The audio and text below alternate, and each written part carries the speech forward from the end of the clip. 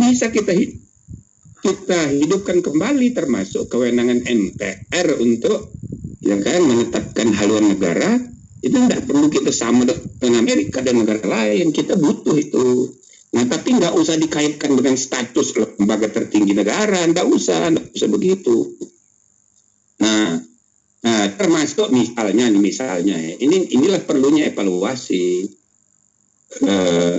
Apakah pemilihan presiden dan wakil presiden itu nggak perlu dipisah? Yang langsung dipilih rakyat, udah presidennya aja, wakilnya dipilih aja oleh MPR dari usulan yang diajukan oleh presiden terpilih. Kenapa mesti begitu? Supaya tidak seperti sekarang ini, kasak kusuk capres, kasak kusuk cawapres. Ini nanti itu hasil kompromi, padahal wapres itu adalah pembantunya presiden. Itu loh. Maka serahkan kepada presiden siapa yang dia kehendaki jadi wakilnya. Cuma dikonfirmasi oleh MPR. Nah, begitu. Jadi ada pikiran bahwa presiden cukup dipilih oleh masing-masing oleh pemilu langsung, tapi bebas diajukan oleh masing-masing partai peserta pemilu. Walaupun partai itu nanti tidak lolos threshold di parlemen, tapi presidennya boleh aja terpilih jadi presiden. Nah, untuk memenuhi wakilnya, maka presiden terpilih mengajukan calon wapresnya itu ke MPR. Supaya apa?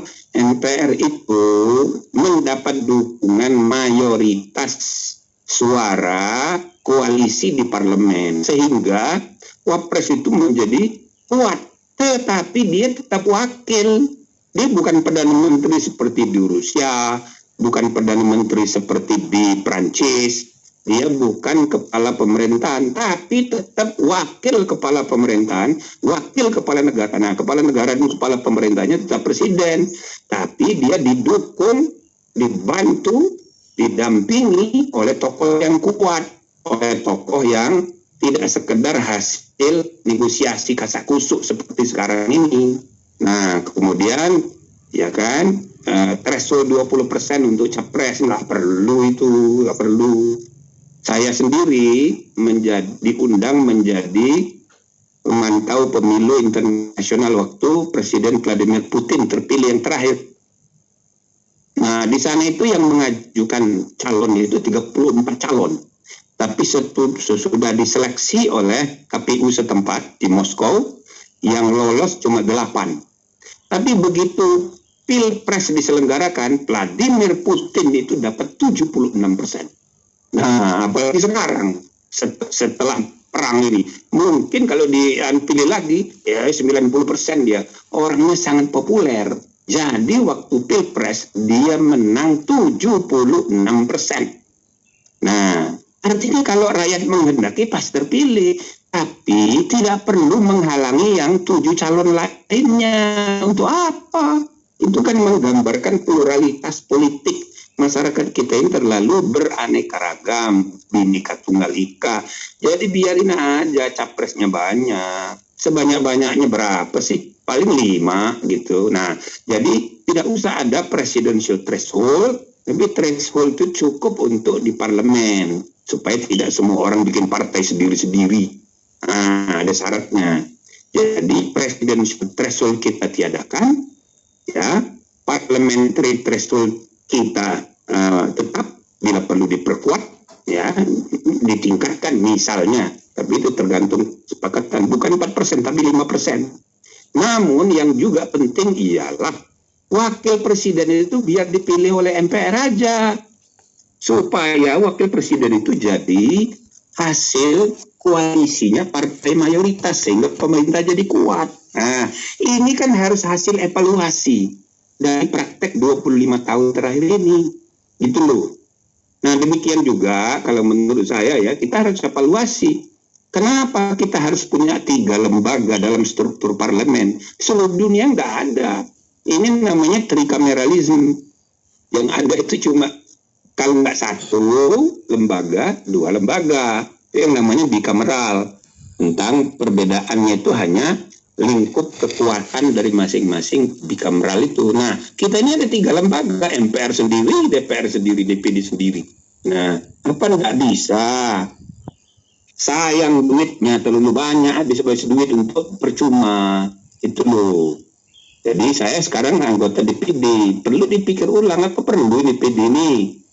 Kalau kerjanya cuma seperti sekarang, maka bisa kita bayangkan, bisa enggak DPD itu kita jadikan praksi saja di DPR.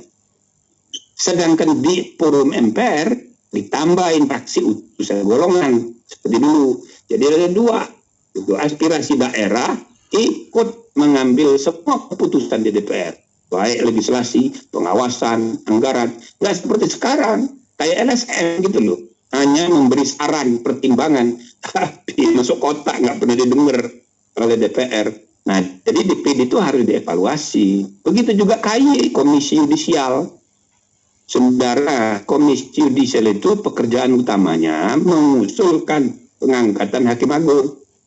Maka kalau itu tujuan tugas utamanya, kenapa nggak bikin pansel aja?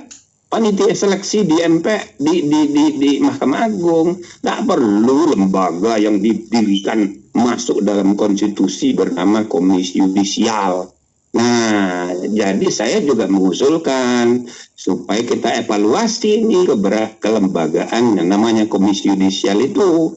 Bisa nggak kita perkuat KY itu untuk jadi hub, untuk jadi pusat pembinaan sistem peradilan etika. Karena sekarang semua kode etik, semua lembaga negara, semua organisasi profesi masing-masing punya kode etik sendiri-sendiri, tapi tidak ada puncak yang memutuskannya, itu tidak ada. Maka saya usulkan kita perlu memikirkan pembentukan Mahkamah Etika Nasional yang perkaranya itu diajukan melalui Komisi Yudisial sebagai pusat pembinaan etika. Supaya sebagai contoh misalnya Ikatan Dokter Indonesia memecat Dokter Terawan. Nggak ada tempat Dokter Terawan untuk banding.